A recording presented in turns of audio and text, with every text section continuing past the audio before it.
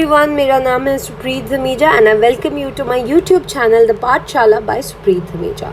तो अगर आपने अभी तक मेरा चैनल सब्सक्राइब नहीं किया है तो फटाफट से मेरा चैनल सब्सक्राइब कर लीजिए for all the future updates on your preparation for NTA UGC NET in political science. So guys, I also wanted to inform you, वैसे तो most of you know me, but those who don't know me, I teach on Unacademy Plus as a verified educator for political science NTA UGC NET, and you can follow me on Unacademy by searching my profile Supreet Dhamija. मेरे नए batch course start हो रहा है, कल start हो चुका है, but the classes will be beginning from 13th of August, जो कि मेरा पर्सनल बैच कोर्स होगा।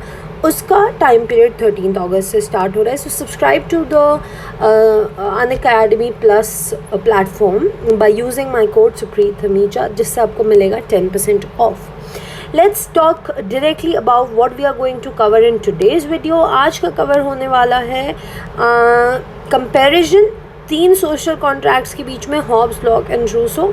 Before I start directly explaining you, I want to give you a quick update. First point, in my all experiences of teaching till now, this is the most frequently asked question, like ये सबसे demand में रहता है सवाल कि ma'am please इसका comparison समझा दीजिए। मल्टीपल टाइम्स मैंने यूज़ किया है अलग अलग कॉन्सेप्ट आपको समझाने के लिए, but today is very very special because सिर्फ 5 पॉइंट्स के अंदर हम समझने वाले हैं हॉब्स, लॉक, रूसो के सोशल कॉन्ट्रैक्ट्स एक दूसरे से कैसे अलग थे।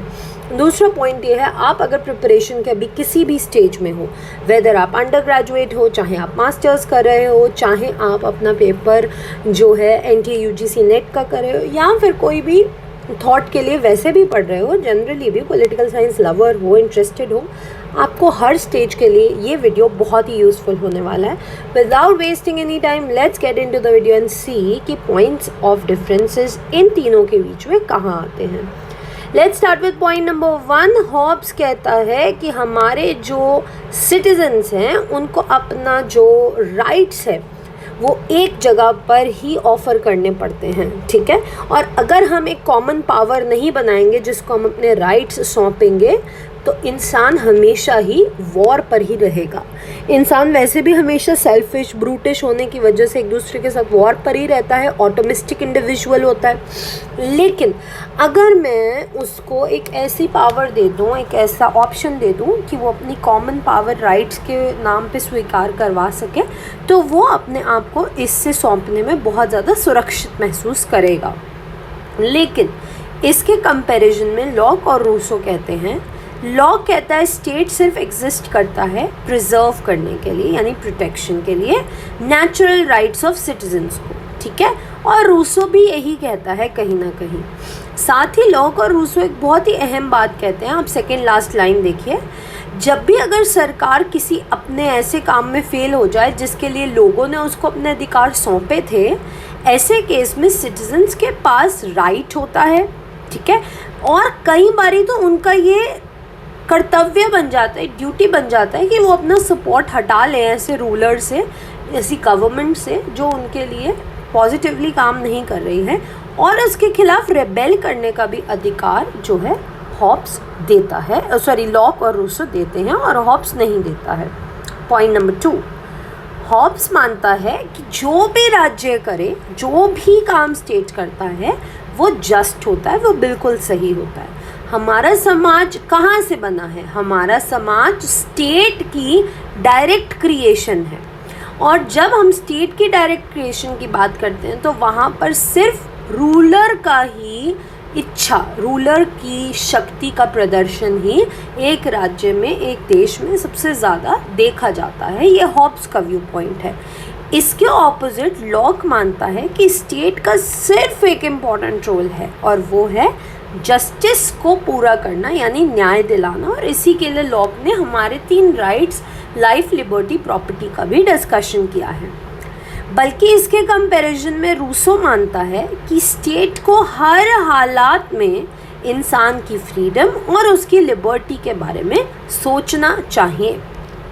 पॉइंट नंबर 3, हॉब्स की theory of social contract absolute sovereign की तरफ विश्वास करती है, यानी एक ऐसी सॉवरेन पावर, एक ऐसा संप्रभु जो कि पूर्ण तरीके से, हर तरीके से इंसान के ऊपर कंट्रोल करेगा। And that is why people and individuals, उनकी वैल्यू कम हो जाती है हॉब्स के कॉन्ट्रैक्ट में, बल्कि रूसो और लॉक के कॉन्ट्रैक्ट में इंडिविजुअल ज़्यादा इंपॉर्टेंट है स्टेट और गवर्नमेंट के कंपैरिजन में।